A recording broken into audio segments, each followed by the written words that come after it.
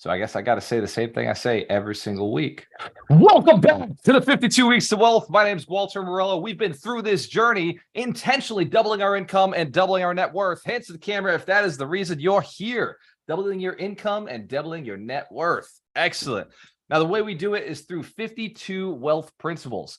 And we are currently at wealth principle 40, which is create keystone habits. If this is the first time you've heard of the term keystone, then I got to go back to tell you a little bit of a story. Before I do that, we are on a mission to build 100 millionaires who are inspired to build 100 millionaires. And the way we do that is through education, it's knowledge, it's also accountability, and it's through the network. Hence, if you recognize your network is your net worth.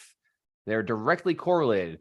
And in our recession-proof challenge, we talk about this all the time. People are like, it's all in who you know. That is not true. It's all in who knows you. Because if they know you, they can cash flow you. But I know Elon Musk. I know who he is. I know of him. I know how to find him on Twitter. But that cat's never responded back to me. So it's not about who I know. It's about who knows me. Hands to the camera if you recognize that to be true. That's right. All right. So the keystone is, and well, before I go into keystone, the story behind that, habits. Who here has habits? Anybody ever experience a habit happening? It's an interesting experience because they just sort of showed up one day, right? Like, it's not like we just decided our habits and we went through life and everything is intentional. Although some of us have made a lot of personal development. Who's done a lot of personal development, changed some habits, adjusted themselves over the years? Give yourselves a round of applause. That's progress, right? That's what all of this is about, is taking these principles and turning them into habits. And the reason we do it is because small habits over time produce large results. Who here is looking to do something very big in this world? Anybody doing some big things? Awesome. Excellent. I'm just checking to make sure we're in the right room. So a keystone is a piece of a building. So if you look at one of those arches, those big bridges or those archways where there's a bunch of stones and they curve up, who's seen those before? Churches have them.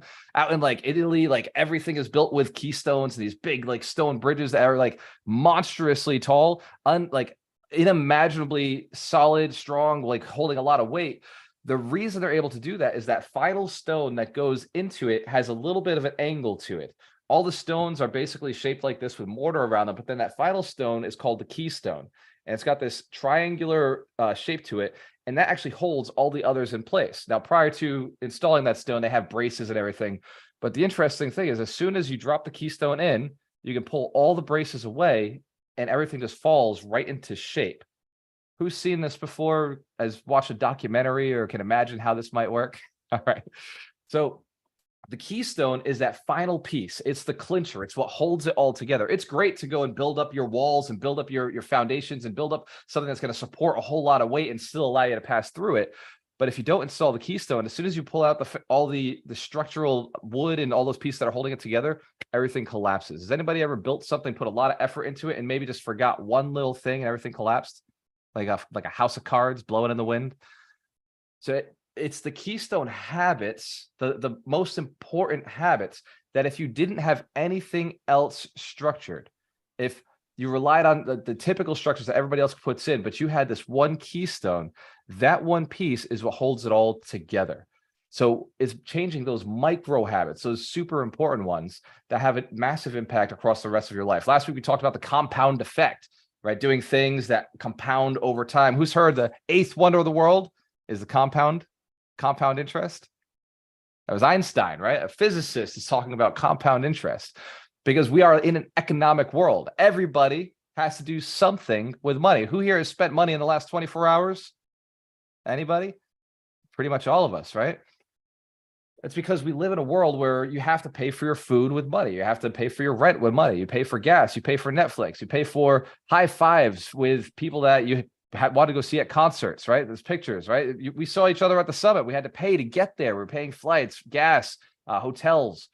It was an experience of a lifetime. Who here was at the summit? Hands care if you were at the 100 Millionaire Summit this year. Got to experience something powerful, impactful. There he is, 100 Millionaires. I see the shirts. So we talked about some really serious habits, things that get you to become a millionaire. Who here knows that they're on track to be a millionaire? They're on the path. They're coming after it.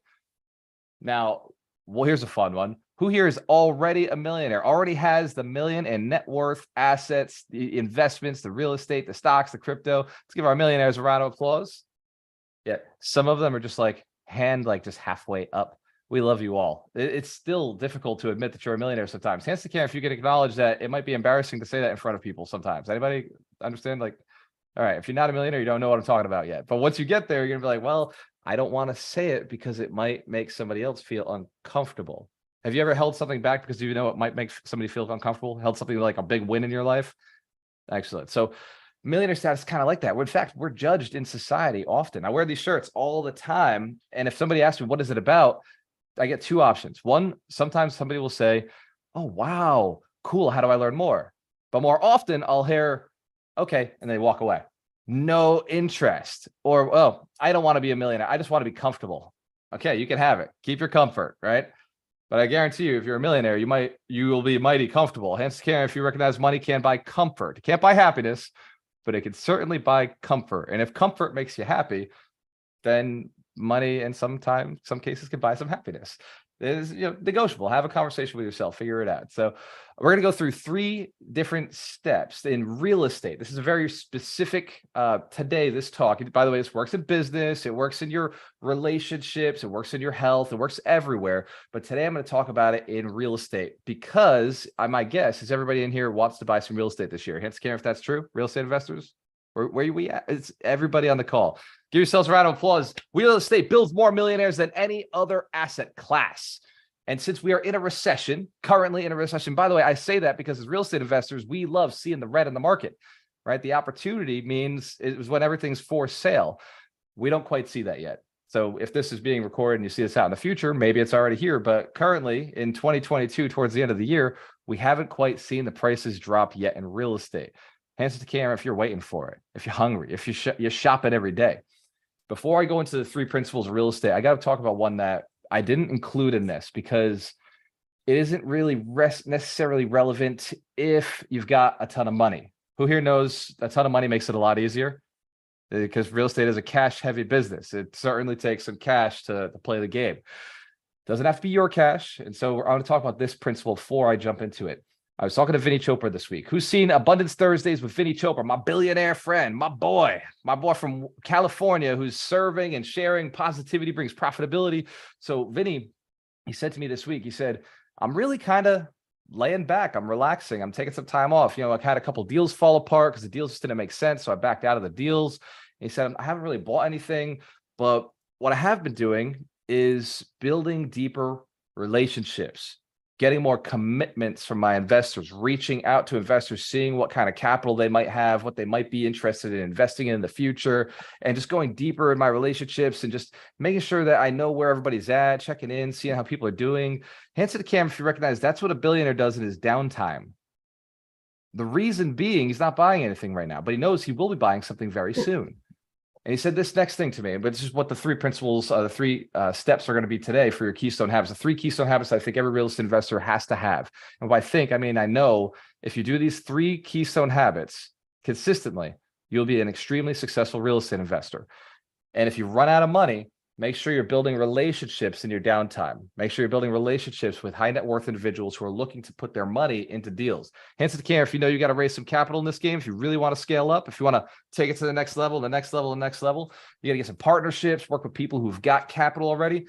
Otherwise, you stay as small as your creative financing will allow you. And I'm all about creative financing, but I know I missed a lot of deals because I wasn't able to just throw a partner into a deal. I wasn't emotionally able to do that. Hence, can't recognize it's a very emotional process. Being able to say yes to giving somebody else money, yes to taking in a partner, yes to sharing part of the deal.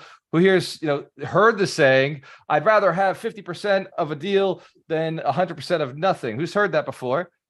And still doesn't do it. Anybody still not do it? It's like, I know I should partner, but who here has not partnered yet? Everybody to call not partnered yet on a real estate deal. All right. So even though we know it, like logically, we understand it, we still make the mistake of not opening ourselves up to that opportunity, to trusting another person with the ability to pay them and for you to get paid. So just something to think about. And when I talk about capital raising, I want to be very clear. You must at all times be moral, ethical, and do this legally. Hands to camera if you agree. Moral, ethical, and legally, and with always the respect for the other person's money. Treat it like your own unless you don't have a lot of money, in which case treat it like somebody else's. Unless you don't respect other people's money, then treat it like it's God's money. And if you don't respect God's money, man, you don't belong having money at all. Hence, can't we understand? You got to respect money. All right. Awesome. Excellent. We got to treat this stuff with respect. It's just like treat it like a relationship. And if you don't treat your relationships well, then money just will never be around you. Wealth principle 40 is your keystone habits, creating keystone habits. So we're going to dive into the 3 habits that are absolutely necessary for any real estate investor. You might want to take notes, but if you don't have notes, don't worry. I'll post this later. The first is know the values of the property. You must know the values of the property in your market. So a lot of times investors will be all over the place. Who here has at any point in your business had 2 markets? Anybody at any point said, I'm not sure, I'm kind of in this market, that market? Excellent. So everybody on this call should have their hands all the way up. I know every single one of you at some point was looking at 2 different markets. It's just the nature of real estate. There we go. Chong's like way up there. So the first step we talk about is you've got to pick a market so that you can understand the values, right? And just looking online doesn't actually create understanding of values because you've never been through the property. You don't know the floor plan of the building. Who here knows that certain buildings have different values, even though they got the same square footage, same amount of bedrooms? You can understand how functional obsolescence can change the value of a property. Layouts can change the value of a property. If it's 2 floors versus 1 floor, can change the value of the property. If the square footage is in the basement instead of on the first level or the second level, that can change the value of the property. If a lot of the square footage is a stupid hallway in front of the door with stairs that you can't do anything with. Who's seen those houses? You see like these big, like, what do you put in there? Like a flower? You put a pot in the hallway. What is this thing? Whereas some are super efficient. You open it, you walk in and it's into a dining room or a living room. All that square footage is being used efficiently. Who's seen the difference between these houses? So square footage, that right there can be 100 to 300 square feet. That just, it's completely useless. It takes away value of the property. So you got to understand the values. Another factor to values is multifamily investors are the rents. Like what is happening in that market rent-wise? What are the average rents? The way we get this information can vary, but I prefer to get it from property managers. If you're investing out of state, if you're investing in a market you've never been in, or even if you're investing in your own market, you have to do the research of people who are boots on the ground in the market and never trust a single property manager. Always verify with 2 or 3. Because just because one person, like I've worked with property managers who said the rent is going to be $800, and I've worked with other property managers who said the rent was going to be $1,200. Guess which property manager I went with? The one who knew how to get higher rents. This is the part where most people get stuck. A lot of people will start evaluating, and never taking action. Anybody get stuck in that loop of analysis paralysis, just evaluating deals, thinking you're busy doing something? It's just the first step. You must evaluate deals. You must understand the value of deals. So you got to do the research, but without the next steps, you're just I guess a fan. You're a fan of real estate, right? A voyeur of real estate. Next, we must find opportunities. Now, this is the second keystone habit, by the way, keystone habit. This is fundamental. It is non-negotiable. There is no deal. There is no closing. There's no assets owned without finding opportunities. Hence, can't you recognize this? Opportunities are different from properties. An opportunity is something worth investing in. A deal is something worth investing in. A property that somebody is looking to sell does not make it a deal or an opportunity, which is why we have to learn how to evaluate. So step 1, evaluate. Step 2, find opportunities. Find or create a buy box and then seek out properties that are like that. Who here is currently doing both of these steps? They know how to evaluate properties and they're seeking out opportunities. Excellent. Those who do not seek opportunities do not ever see opportunities. Who here has gone most of their life without buying real estate and only recently got into it and started buying real estate? Anybody on the call just recently, last 5 years, 10 years, got into real estate, buying it? Excellent. Who here is older than 5 years, 10 years old? So all of us have been around longer than the time that we started buying real estate. And who here's only started in the last year or 2 years? Started buying real estate, started acquiring assets, thinking about it, going at it. All right. Think about this. Your entire life, you have been missing opportunities. From the moment you were born, the second you were brought into this world, opportunities started passing by you. right by every single day, every second, every millisecond. Millions and millions and millions of dollars have passed right by you and you never received them. It is not a rush, right? You've not been paying attention your entire freaking life, and people have been becoming millionaires, multimillionaires, billionaires. There's nearly 800 billionaires in the United States. Most of them born in the last 50 to 80 years. I know Warren Buffett's 94, so he's like way out there in age. He brings up the variable. Hands to the camera if you recognize they've been on the planet the same amount of time as all their peers, the people who have been here at the same amount of time. The difference is they sought out an opportunity and then stuck with it. They sought out opportunities earlier in the game. Nobody was a billionaire the day they decided to start a business. Many of these businesses took years and years and years. Tesla has been around for 20 years. Hands to camera if you recognize it takes time. Compound interest, right? Keystone habits over time add up. So be seeking opportunities, finding opportunities. This is the second keystone principle to this. Real estate investors. There's a lot of keystone principles in life, but we're talking right now about real estate investors. Third, you must make deals happen. You must make deals happen.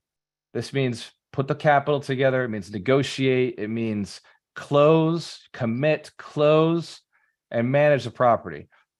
Making deals happen is kind of a big variable, isn't it? There's so many different ways to make a deal happen. But it's the decision to do it that makes it happen, right? The decision every day, because by the way, who here has been in a deal and 30 days into it, been like, I don't know if I want this anymore. Where my real estate investor's been in this for a while. You go through a deal and you're like, oh man, the pressure's building. Do I still want this? And it's like 2 weeks out before closing. If you've never done a deal in real estate, it's like 2 weeks out before closing where you start second guessing everything. Real estate investors, you know what I'm talking about? You start second guessing. It's like, oh man, like, should I close on this? Should I close on this? Like, is this a good idea? And we still close. The successful ones still close. We go through it. But every deal is different. Every single deal is going to be about your decision to close it. Sometimes the money is lined up, falls apart last minute. You got to renegotiate extension of the time, renegotiate whether you're bringing a down payment, but maybe do some seller financing in those last moments. I've had right at the final hour, I've had a week before closing, one of my partners backed out of a deal. Now I can't close, right? So I go back to the seller, I let them know the situation, and he said, well, how can we make it work? Well, the only way I can make this work is if you brought the money. Would you do financing on the deal? And if you know they financed that deal. Of course. Right? We make deals happen. It's about negotiations, about being creative. It's about sticking to the decision to make it work. These are the 3 keystone habits. If you do this consistently, you will eventually own real estate, as long as you're committed to all 3 steps. Listen how simple this is. Evaluate deals, find opportunities, and make them happen. Consistently following that process, you will own a bunch of real estate at some point. Hence the camera should recognize that other things will get in the way. Other things that seem, there's louder things like, oh, my kids got to go to soccer practice. I got to go to the gym, or I've got to go and, my business is blowing up. I've got to take all this stuff in. But evaluating properties doesn't take very long, right? Who here can evaluate a property in less than 5 minutes? What are my successful, experienced investors? Less than 5 minutes, evaluate a property. You know what the offer would be. Who here has taken more than an hour to evaluate a property? Taken more than an hour? Anybody? All of us? Absolutely. Who here has taken over an hour to evaluate a property and not put an offer in that day, waited for a week or 2 weeks before they finally put something in? Anybody on the call want to be honest? Who's evaluated a property and never put an offer in? Anybody? Evaluated properties, never put an offer? That should be everybody on this call. Everybody on this call has looked at a property at some point and then not put an offer in. What's the reason? It's because we didn't understand, or we didn't stick or adhere to this habit. If we've taken the time to evaluate a deal, we're going to put an offer in, regardless. They may not accept my offer. That's perfectly fine, but I will not evaluate a deal and have invested my time without submitting an offer. Every property is a good deal at the right price. True or true? We agree? Every property is a good property, an opportunity, a deal at the right price. So submit that price. Find out what that would be. Find out what it looks like, and then put that offer in. We make deals happen by creating opportunities for another person to negotiate with us, or to give us their opinion of something. In success, there is no choice. You made the choice when you got on this call. You decided you're going to be a millionaire and you're going to build millionaires once you became a millionaire. Who here still agrees? You're still going to go help people once you become a millionaire, get yours. You're going to help others get theirs. Excellent. This 100 millionaires inspired to build 100 millionaires is infectious, right? The more your success, more you become successful, the more other people become successful because you're sharing, you're paying employees, you're paying partners, you're paying realtors, contractors, plumbers, staff, property managers, marketing companies. There's all sorts of different pieces, attorneys that are coming together to make sure your success happens. Your tenants are getting clean, safe housing, right? New owners are getting the opportunity to cash flow or own a place that they can live in. Real estate builds millionaires. The more you invest, the more people around you do better. Hence, care if that's okay, paying professionals and helping others do well as well. I love it. It's a cool game, and you should play the game. Even Uncle Sam, I was asked yesterday, what is the business that can make $1 trillion? Now, who here knows $1 trillion is a lot of money? In fact, nobody has ever done it. There is no single person who has a net worth of $1 trillion. Tesla valuation is $1 million, but Elon has not nailed it yet. But you're right, Mike. We'll manifest it. He's on his way. As long as he maintains 20% of the company and it goes to $1 trillion, he's got $1 trillion net worth. And of all the people on the planet, who's most likely to do it? It's probably Elon Musk. If you can go to Mars, you could probably make $1 trillion. So the question was, why hasn't it been done before? And it was brought up that, well, nobody's really talking about it. Let me ask you this. Do you think that the 800 billionaires in this country have not considered making $1 trillion? Does anybody think that hasn't happened? I truly believe that every single one of them has at some point flirted with the idea.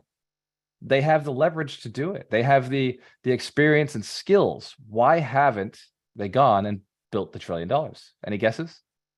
Drop it in the chat if you have a guess why the $1 trillion hasn't been attained yet. It's one of those interesting questions. It's an economic question. The government just threw $3 trillion extra into the economy. Who remembers COVID? Remember the government was like, here's $3 trillion more. Go get it. Good luck. It's because there's too much other value to be received in the marketplace. There are too many things that are creating value. And this is a good thing, by the way. And there's no central person who has created all the value. Let me say that in a different way. There's so much money in the marketplace, and there's so much value that's already being delivered that nobody has been able to monopolize the value. There's nobody who's able to monopolize $1 trillion in their own individual net worth. Now, that doesn't mean that you couldn't do $1 billion. It doesn't mean you certainly do $1 million, but $1 trillion has yet to be done. It's just simply a fact of economics. Nobody has been able to amass the largest amount of value ever in the country. By value, I mean exchange of goods, exchange of services, exchange of perceived value. It's $1 trillion. But compared to $1 trillion, doesn't $1 million seem a lot easier right now? I was talking about how hard $1 trillion is, and that there's only 800 billionaires, but there's 22 million millionaires in the United States. 22 million. Who here knows they could be a millionaire very quickly? The secret is adding value to a handful of people, not everybody, right? In order to get $1 trillion, you do have to add value to absolutely everybody. But to get $1 million, it's just a handful of people. It can be done in one transaction. It can be done in a handful of transactions. It can be done through one business. We talk about it a lot. Like, how do you become a millionaire? You got to focus on one thing. Drive hard, intentionally, with all your heart, all your passion on one thing, and you do it for a series of time. Just improving your habits, putting in offers, evaluating offers, putting in offers, and making the deals happen consistently. In this market, we are pretty hot. We're pretty hot right now. Right? In the past, we used to invest a little bit for appreciation. Right now, Mike Stein was talking about before with our call with everybody who's been in the mentorship and in the mastery program. And we're talking about how right now as investors, we're super focused on cash flow. We've always respected and loved cash flow. We've always invested for cash flow. But right now, we don't touch something for appreciation. We only touch investments that provide cash flow, including 'including lending opportunities, and certainly cash flowing real estate. but the appreciation play is gone. We don't touch flips. We're staying away from anything that would be appreciation based. Hence, the camera should recognize there's a different change in the market. It's a time to be risk off and cash flow on, bringing in monthly, weekly, daily checks so that your opportunity to invest when the market drops increases. But taking in all these opportunities that are coming, that are on their way, that are flowing to you, is as simple as learning how to evaluate deals, finding them, seeking them out, and then negotiating in a way that's going to be beneficial for you. Who here knows you could do this? Who here knows like you could do these 3 steps? That final part of making the deal work, remember, it has to cash flow. If you can't sustain the property with the debt that you're taking on the property, that's not a deal. That doesn't count in this market. It must cash flow. Hence, if you commit, cash flow only. All right. I just want to be very careful as we're talking about real estate and we're sharing this knowledge. You're going to see me talk a lot more about business because I believe that's a much, well, I don't know if it's a much safer asset class, but it tends to be a little bit easier to cash flow when interest rates are super high and inflation is super high. It tends to be just a little bit easier to make money on business and passive investments. Hence, if you know that's probably true in a market like this, which is why you'll see a lot of us focusing on cash flowing assets, things that cash flow primarily. At this point, I like to mention there's a book of the week. Mike Shine, do you know which book it is? And for everybody who's new, Michael is the keeper of the books. He's the holistic attorney. He's the closer. Michael Shine, what is the book of the week? Let's give him a big round of applause. Cool. So this week's book follows nicely. The Power of Habit follows nicely after last week we did the compound effect.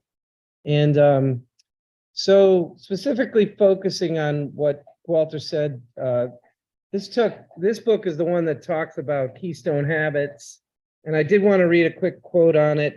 Keystone habits transform us by creating cultures that make clear the values that in the heat of a difficult decision or a moment of uncertainty, we might otherwise forget. I always think of exercise as a keystone habit, because you exercise, that leads to you eating better, that leads to you sleeping better. All sorts of things come out of that one keystone. And I put in a picture of the image of the keystone, and it's just such a cool image. It's a great reminder. So that's what this book means for this week's talk with Walter. But the book itself goes way beyond that. It's really kind of interesting. It has a lot of stuff. It talks about how Target knows to send you a coupon. There's like an interesting story. Target analyzes the habits of people and sees things like if they start buying prenatal vitamins, they start sending them stuff for like baby stuff because they know they're going to have a baby. It's a cool book. It really goes into the science of this. I think of like Ron Bowling and those type of people would love the science of this. So yeah, The Power of Habit it's just a really cool book, and it has a lot of benefits for you personally, but it's also really cool. So I highly recommend it. Thank you. Peace. Let's give Michael Shine a round of applause. That's The Power of Habit by Charles Duhigg. And this book is really cool. So today we focused on real estate habits, the 3 real estate keystone habits that make a lot of sense. There's 12 habits to highly effective people. Who'd like to know what those are? I shared it on Facebook earlier, but I'll share it really quick here so you can see it as well. The first is they review what has worked. Every night, I like to review what has worked for me. I go back, I check the day, see how things have gone. They recognize what hasn't worked, what didn't work. I go back, I don't beat myself up. I just look, okay, like this didn't work. Maybe I'll change that. Then they prepare for that situation in the future.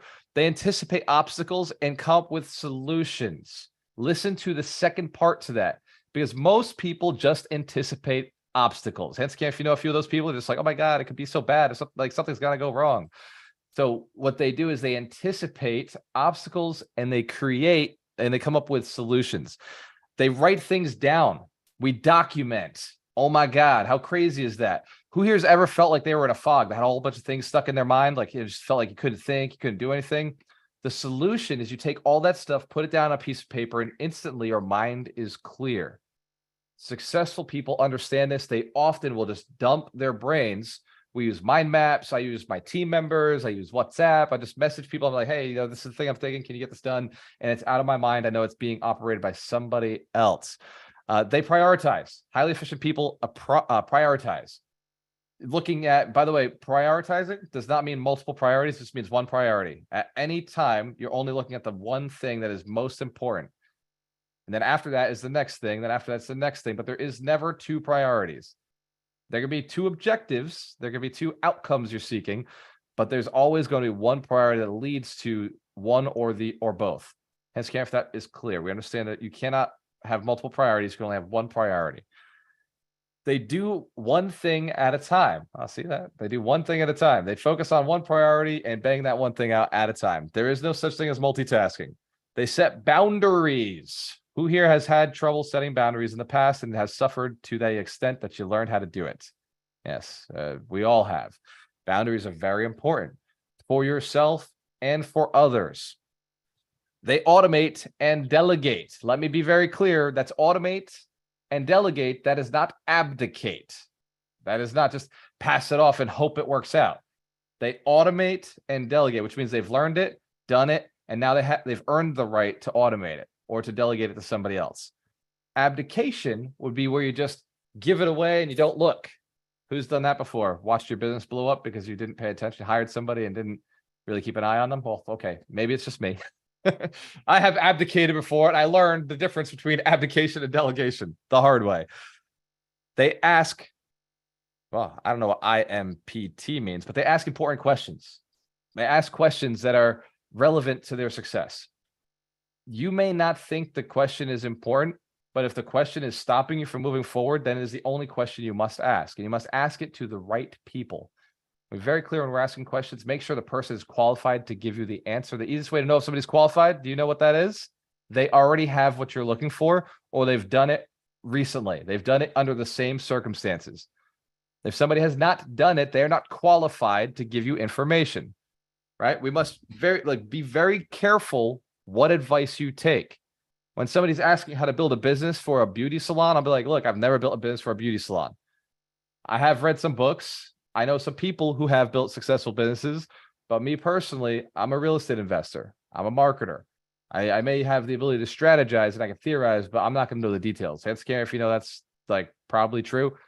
I've not been in the beauty industry. They develop Keystone habits. Boom! Wealth principle 40. And those Keystone habits are things like making the bed, it's going to the gym, it's smiling, making eye contact, respecting the individual when you're in a conversation with them, listening versus speaking, unless it is important to set context and set boundaries or give guidance. But most important of all is to see every day yourself where you'd like to be. If there is a Keystone habit, the one Keystone habit that I could give you that would change your entire life is first focus on where you want to be and move your comfort zone to that space. The Keystone habit of not keeping your comfort zone where you are today, but moving it to a place where you want to be. And then every day you wake up and you're not there, you move a little closer to that habit, that new comfort zone. Hence, if you recognize if I moved your comfort zone, you'd move towards it. Right? If I moved, I had this conversation with a gentleman last night and I said, look, if I took you from where you are today and I took you and I dropped you into Afghanistan. Now, if you're from Afghanistan, you may stay there, but if you're from the United States, I drop you in Afghanistan, with no dollars, I don't care what happens. You will find your way not only back to this country, but back to that very chair you're sitting in right now. Hence care if you know that's true. Within 30 days, 60 days tops, you would find your way. You'd, against all odds, cross an ocean with no money, you'd still find a way to get back to where you are today, because that location is your comfort zone. Shift it, and you will find a way to get there as well. Hence, if you understand, manifesting all this stuff only works when you truly believe that that's where you belong. So that's a Keystone habit. If I could give you one gift, it would be to move your comfort zone to a new place and then work towards it. And every day, remind yourself that that's your new comfort zone, and anything that isn't that, it's time to change something in your life. Hence, if that's a powerful enough Keystone habit to change all the Keystone habits, that room replaces all of them. It would make them all exist instantaneously. Last, they commit to continuous improvement. Who here is committed to continuous improvement? Just by showing up, it's already proof. Give yourselves a big round of applause.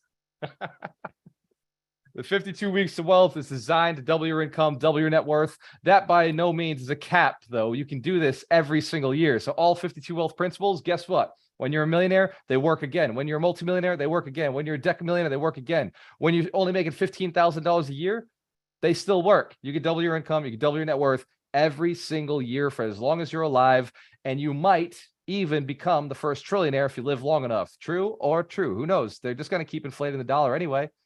Right? It's just going to keep going up. I mean, who knows? Maybe the next recession or the next war or we'll call it a black swan event, although Mike does not like black swan events. But let's call it something crazy that happens in the marketplace. They might throw 6 trillion at it or 10 trillion at it. Who knows? The money is getting easier to come by. This recession will be the greatest opportunity, greatest wealth builder of all times. Recessions build millionaires. There are more millionaires built in every recession progressively every single cycle. This is the biggest that we have ever had. If you look at the charts, 2008 was nothing compared to where we're at today. The amount of inflation that we have experienced is close to what happened in the 1940s. Real estate prices tripled in 10 years. We're going to experience something very, very similar. We expect a recession, a pullback, a correction on the real estate market of about 15 to 20%. That's not a lot, is it? Hence, if you know, that's the traditional amount. It's always 15 to 20%. Some markets will be worse. But as real estate investors, we're going for cash flow. So we don't care. If the property doesn't make sense, do not buy it. But if it does make dollars, then it does make sense. You're allowed to buy that property. Hands to the camera if you know, we cash flow. Absolutely. Awesome. I want to thank each and every one of you for the opportunity to serve each week. Next week's wealth principle, well, I closed it. So I'll tell you in a second. Let's open it up to questions. Let's give the opportunity for anybody who wants to ask a question or a share on Keystone habits that you've had in your life that have been successful for you, or if you have questions on one of these, especially our millionaires. If one of our millionaires or coaches wants to share a Keystone habit, this is a great time. Go ahead, Thurbin. Yeah, so since this is Alchemist Nation, I was thinking, and your mission is building millionaires, I was thinking, what are the keystone habits of millionaires? So I was thinking about, because I've been thinking about the answer to this for a while. So I know exercise is one of them, buying assets, but what keystone habits would you say a millionaire has? Wow, this is so cool. So the keystone habits of billionaires, I'll give you billionaires and you can just leverage down from there. The keystone habits are: they first believe it's possible. You must believe you must move your comfort zone. You gotta shift it to a place that is not where you currently are. So you must believe it's possible. Second, you must create a visual way to explain it to people. You must be able to articulate it or show it to people who would invest or help you get there. And then third, you must tell everybody, regardless of status or where they're from or what you think they can do for you, what you're looking to do. And keep connecting with people who are more likely to help you, because the people you connect with are going to push you to another person, push you to another person, push you to another person. They ask for referrals and they offer connections. The richest people I know are always asking me what I need. They're always asking me what I'm looking for. They're always offering me connections. The richer the person, the faster my life seems to go. You cannot mention a problem around a rich person without getting a solution. This is what I've discovered. My rich friends know exactly what I'm talking about, right? My millionaires are like, yeah, yo, it's true. Millionaires, multimillionaires, billionaires love helping other people become successful. They love making connections. Thurman, how's that for some steps? Thurman, a round of applause. It's a great question, man. I love that. Go ahead, Chung. Can you guys hear me? Hear you loud and clear, brother. All right. So last time I was on, I was doing 95 heading from St. Louis to Denver, Colorado. That's legal, right? This is the fastest realtor in the country. I was still getting passed by some people. I couldn't believe it. I they can have it because I got to get there and get home. But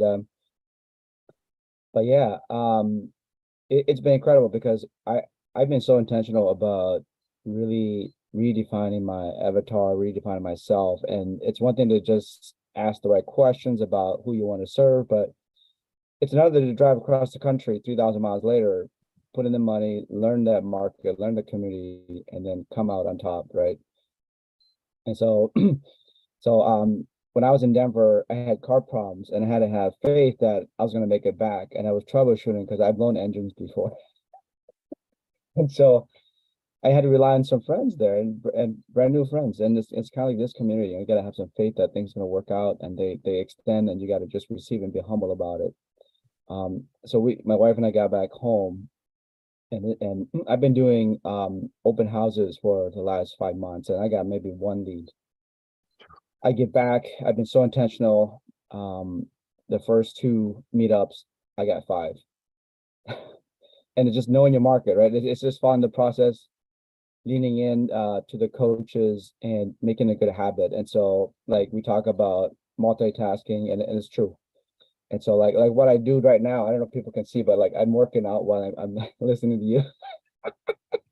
I'm suffering, but You and Roger Andrews. Hey, don't worry. Millionaires work out while they're listening to us. That's just the millionaire play, right? It's efficient. Yeah, and so it's being intentional. It's just working smart and getting things done, right? Because millionaires, they know how to leverage time. They know how to delegate. They know how to be efficient. And here, I'm not even thinking about it, but my muscles are all contracting. They're just doing their own thing, and I'm like, yeah, I'm getting these guns, right? And so I just want to share that one thing I learned is that as much professional experience I've had, I gotta have more faith. Just leave it to your coach and mentor that they're going to take good care of you, and you don't have to see the end of the road. You just have to have faith that you're on the right path and you're with the right people, and surround yourself with incredible people that are interested in your success. So thank you. 100%. Let's give Chong a big round of applause. That is the truth. You want an unfair advantage, surround yourself with people who have the mindset of abundance, who want better for themselves. If they want better for themselves, there's a good chance that they'll want better for you too, because like attracts like. People want to hang with other people who are like them, who are doing the same things. Who here feels better going to a concert with somebody who also likes that same style of music or that same singer or that band, right? I went to Rammstein with Darina. She doesn't know Rammstein, right? But Natalia knows Rammstein. So, but I went with Darina, and she was like, "Oh, you know." So like the whole time, I'm like on edge. I'm like, I hope she likes this, you know, because like I love it. My dad loves it, and me and my dad were just having a freaking blast. We're like 2 college girls. We're just like, yeah, you know, Rammstein, du hast, and we had a blast. And then the pyrotechnics started, and Darina came over to our side. She's like, "Well, you know what? I might not know the music, but I'm loving feeling the heat of the fire," right? Just the experience of enjoying everybody else enjoying the concert, and being in that room, seeing everybody enjoying. She started to enjoy, and after the concert, she listened to more Rammstein than she's ever listened to Rammstein in her entire life. Answer the camera if you understand that's how it works. All right, at the summit, you're now surrounded in people who are like, $1 million, $1 million. And then you got the multi-millionaires, the millionaires in the room. By the way, there were 50 millionaires in the room out of 200 people in the room. That's 25% of the room. Who here spoke to a millionaire at the 100 Millionaire Summit and felt confident that they could do it too? Just the conversation with a millionaire makes you feel like, wow, this is attainable. This is not as crazy as I thought it was. Maybe it doesn't belong on the pedestal. Maybe I belong on the pedestal. Right? Maybe it's right there in your world. It's just change your comfort zone to where that $1 million is. Just make a little shift. So powerful, Chong. Be in the right room, be with the right people, and you will be the right person. You got to trust yourself. Have some faith in yourself that you will be the person who can get this done, and that you'll be willing to ask questions, that the people will be there to support you. This is one of the keystone habits. People want to ask, right? People want to ask questions, people who have what you're looking for, who've done what you're looking for. Right? When it comes to like the stock market and Tesla, I ask Mike what's happening, because I know Mike is absolutely obsessed. He's in love. He's passionate about this investment class. When it comes to crypto, I talk to Mitch. Like, people will mention crypto assets to me, and I'm like, well, thank you for sharing, Do you want more information? No, I don't want more information. What I want is Mitch to get some more information. And then I'll talk to Mitch and I'll see what Mitch thinks. Instant, if you understand, I have my experts, I have my advisors, the people that I trust to give me really good information. So I don't make mistakes. And not even that. It's so I'm able to capitalize on great opportunities. It's the same thing for different markets. Like I don't know Maine, but I know Roger Andrews knows Maine. So if I decide, hey, I'm going to invest in Maine, who am I going to call? I'm going to call Roger and be like, hey, how's that work? How do you invest out there? What makes sense with this market? We're catching this? Such great advice, John. Thank you, brother. Amazing. Joy, you're up. Hello, hi. Hey. Yes, so I am totally going out of my comfort zone. You were talking about putting in offers and figuring out comps. So right after this meeting, I am going to a luncheon with a realtor to discuss a property that is $1,175,000 for 11-unit property near Orlando. So I've got the numbers from them, but because like I said, it's totally out of my comfort zone because I only have done single family. So I have no clue how you figure on comps for a property, for commercial property. And so like the rental income is already cash flow where they're getting 15,000 plus a month. So Joy, you ready? Yeah. All of the commercial investors in the room, as soon as you said you don't know how to get the comps, they chuckled a little bit on the inside. There are no comps in commercial. So what you're doing is you're going off of the income, the net operating income of the property. So when you look at the gross income and the expenses, you subtract the gross income from the expenses, that gives you NOI, that's net operating income. You take that number and you divide it by 10. You're going so fast, I don't understand. Ooh, sorry. Gross rent minus expenses, that gives you NOI. My expenses, okay. Hands care if this is valuable for everybody. If you want to know how to evaluate multifamilies. All right, excellent, cool. Okay, And so this is rough and dirty, Joy. You will have to do due diligence after you submit these offers, but for just like an offer in the moment, when gross rent. gross rent means the total rent coming in plus utilities plus all expenses. No. Gross rent is just gross rent. The total rent per month. Yeah, and it can include like laundry machines or parking fees. Like you can all income. So you're not just gross rent, but all income. Okay. Because it does have like a coin. Of course it does. Yeah. In vending machines there. And so I've got all of those costs. And then I was trying to figure out like, how do I negotiate down from the number that they've given to me so far? You just submit an offer. You just tell them this is my number. Thank you. So then what does 10.69% estimated APY mean? What's APY? APY is annual percentage yield. It doesn't matter. It has nothing to do with your offer. Okay, because like a cap rate is like you want a cap rate of 10%, right? So that's what I'm looking for, like in the commercial also is a cap rate of 10.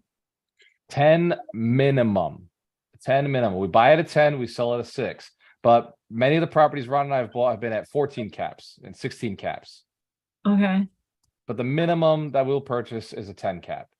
And I bet Roger Andrews has beat me on some of those because he's investing in Maine. Yes, I know also Maine very well because I was brought up there.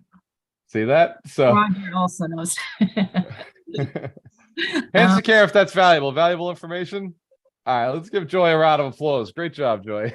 Yeah, so I'm gonna be going to this meeting after. I have no idea where I'm gonna find the money to do this, but it's gonna happen. That's right. And it's possible because it's commercial. The investor may allow you to assume the mortgage and do a wraparound mortgage and do a partial seller financing. You only have to bring a little bit of money to the table or no money to the table. A lot of the closings you're seeing right now are going to be subject to the existing financing.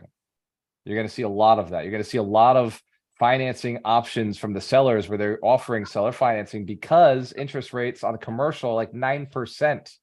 Residential's 7.58. So you're going to see a lot of negotiation, investors becoming much more negotiable. So then I could ask her what they're willing to do on a financing basis. Yeah, and just because they say no the first time doesn't mean they won't say yes later on. Well, I'm going to be talking like as if I don't know what I'm doing because I don't know what I'm doing. Yeah, I mean, don't give them no confidence. Like you want to go in there with confidence. Yeah, figure out And what kind of questions I should be asking. for the property, Yeah. The gross, you Well, want to make sure those numbers are accurate. Hey, Walter. Go ahead, Alan. Yeah, I almost feel like I'd be committing investor malpractice if I didn't say this, but the beauty of this group, like a lot of other groups, but especially this group, is not having to do things alone, especially, you know, scary unknown things. This seems like a classic situation for her to squat up with somebody in the group, somebody much more experienced, let them name their price, which probably won't be more than 50%, maybe even less. And she's going to be much better off. I just feel like we can't let her, you know, maybe the first meeting, fine, but not to go much further into the deep end of the pool without plenty of lifeguards. And there's nothing but lifeguards and Olympian swimmers in this group. So I just had to put that in there before it went too much. She went too close to the end of the diving board. Yeah. Let's give Alan Knowles a round of applause. And I also got to say, like, Joy is one of those women who will surprise you. So she'll have conversations like this, but she's raised over $10 million for charities.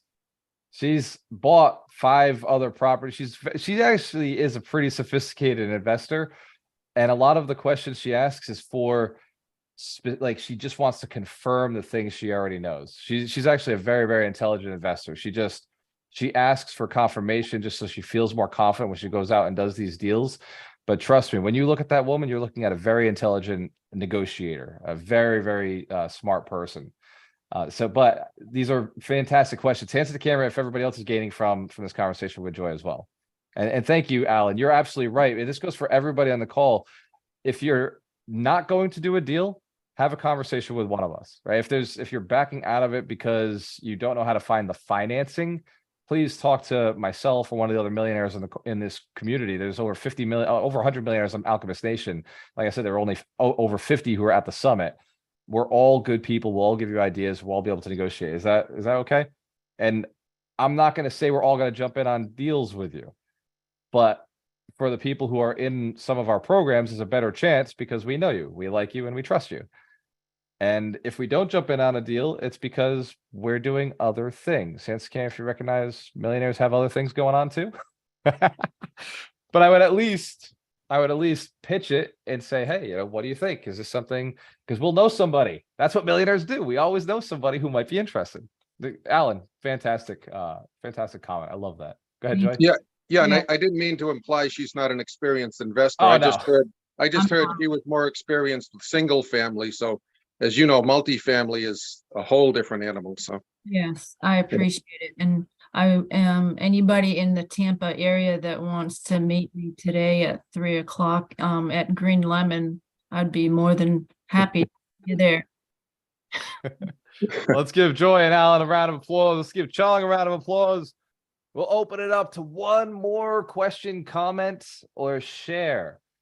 Mitch or Mike, Brian, what do you guys got to share today? I'll share a comment to add on to what she said. There's a lot of spreadsheets that go around just so she understands that, look at numbers that the banks are looking for. When you calculate the NOI and all those types of things, you know, was it the DSCR or whatever, right? That's the debt to loan ratio or whatever. DTI, So yeah. you know, when you run the numbers, you can see them that, oh yeah, the bank's gonna like this this deal because it's all about the bank. Other than that, then you got to get a hard lender or someone else to do it. What is a 100%. DSCR? Debt service coverage ratio or debt coverage service ratio. It's Okay. basically 1.2 is what they're looking for in most cases. 1.2. Two. Okay. Yeah, so I know in this group, we've shared, like Ken Hoffman and I, we've shared some spreadsheets. Maybe someone can get it to her. And then when you start playing with that, like Walter said at the beginning, I mean, literally, I don't even have a multifamily. I can research a property in 5 minutes and know what I would offer on it, what the bank would accept. So it's all about doing your homework too. I mean, like you're saying, you go into a big deal like that, you want to know that someone else who has done it is happy with the deal, and that makes you feel more comfortable too, you know, like, so that's the beauty of a lot of the deals that have happened in this community. Right, so where did I 100%. get that spreadsheet? That is a good question. Ken Hoffman would have it. I have one on my website. If you go to waltermurillo.com, you can go to tools and go to rental property calculator, and that is a multifamily calculator. It's big. It'll run internal rate of return. You could use it for syndications. It's a full, it's a multifamily calc. It's a little more complex than a traditional rental calculator, but it is super cool. And the printout is sick. You can really raise capital off of that calculator. Can you Hey, send? Joey, I've got a couple too. I've got one that's like a full-on underwriting spreadsheet, and then there's one that's a little bit more, Yes. simplified. So just drop me your email and I'll send it to you. Okay, I will put it. Love it. Thank you. Yep, absolutely. Let me see. And there's actually another one that Vinny Chopra talks about. It's click.ai, and that's a full underwriting service. I think it's $100 a month, and it's a AI underwriting service. So Vinny is actually partners on it. So full disclosure, I make no referral fees on that. I just he says it's his underwriting process that they went and they automated it. So it's a cool feature. He partnered up with them for that reason. What's it called? Click what? Click.ai. And these are, Ron's texting me. He's like, these are the things that we talk about in the mastery program. So let's give Ron a round of applause for reminding me to say that. Yes. Take action now. We do all of this in mastery. So Joy, I love that you're in the program with us, and yeah, you're going to do it. We have faith that today the meeting will go well, and then shoot us a message and we'll make sure that everything works out smoothly. I love it. And thank you, Christy, for jumping in and offering to send over the spreadsheet. Let's give Christy a round of applause. Appreciate Mike Denault mentioning Ken Hoffman. See, man, let's give everybody a round of applause in this call, right? Everybody contributes on some level. It's just so cool. I appreciate every one of you. There is a lot of opportunity coming. Keep the faith, stay strong, improve yourself. I don't care what the market does. I do not care what people say on the news. We make our own economy. When the economy is turning in a different direction, that means we're already showing up and serving in a bigger way. There's new opportunities that are opening when old ones close. This is an energy universe. It is an economical society. So we understand that money is energy. It's just another transfer of energy. So if it's leaving one place, it's going somewhere else. If you've seen that already in society, it doesn't stop moving. It just shifts. Be where people need you. Be where there's service that is to be done, and just show up and be willing to serve. Be willing to serve. Be willing to serve. And constantly level up how much you're serving. Constantly level up and leverage and create room for other people in your organization. Don't try to do it all alone. Be willing to make room for others. There's a lot of people who want to support you in your missions. A lot of people who want to support you to help others to move forward. There's people who are looking for jobs, looking for opportunities, looking for investments, looking to put their money into deals. Make room for them. The worst thing you could do if you want to be a millionaire or a multimillionaire is try to do it all alone. Hands can you've tried to do it all by yourself already? You already gave that a shot. If it hasn't worked out, it's because that's not the secret. Make it $250,000 is pretty easy to do well, it's not easy. It's pretty intense, but you can get to $250,000 by yourself. To get to that $1 million, it's going to require a team. It's going to require using other people's money, other people's time, other people's skill sets, other people's knowledge. It's going to take trusting yourself to trust the right people. Hence, if you trust yourself, excellent. You are the right person. You are the one. You're the one who's changing your life. You're the one who's changing your family's trajectory. You're the one who's changing your family's life, your community. You're changing yourself so you can help change others. That's what alchemy is all about. It's about taking yourself from a state of unawareness, a state of maybe pain or ignorance or competition, and moving yourself into a state of awareness, of abundance, of bliss, of purpose, being able to serve others in that same manner. Because once you've transformed yourself, it becomes infectious. Remember that energy we feel here on these calls, that energy we felt at the summit, whenever we get together with other like-minded people, other alchemists who are serving and sharing and in that abundance mindset of like, yeah, sure, let me connect you with this person. Let me teach you this thing. Let me send you that thing. I want to give all of our millionaires a big round of applause. So thankful for all the commitment that you have to each other. Names on deeds, Mike. And a big round of applause for you who is dedicated to your success, to get to the next level. Cheers to your success. We have a choice. Always work with the best. Oh, Wealth Principle 41. I did say I was going to say that. Wealth Principle 41 is create an environment that will force you to grow. So these last couple of weeks are all about habits. It's just changing the environment, changing our internal and our external environments. I'll see you on the next call. Remember, this message will not self-destruct, but your business might if you don't take action. See you in the next one.